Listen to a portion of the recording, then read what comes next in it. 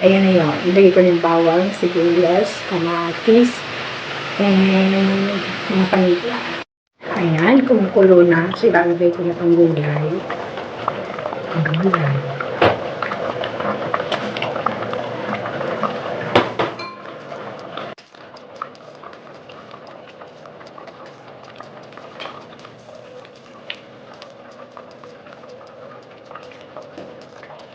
Lang luto ito.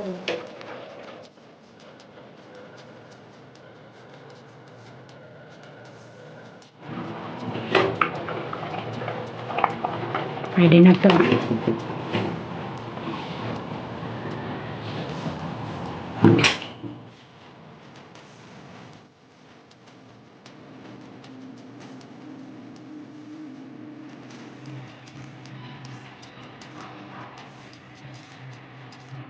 Tara, let's eat ginisang munggo daing with munggo na may chicharon. Yun.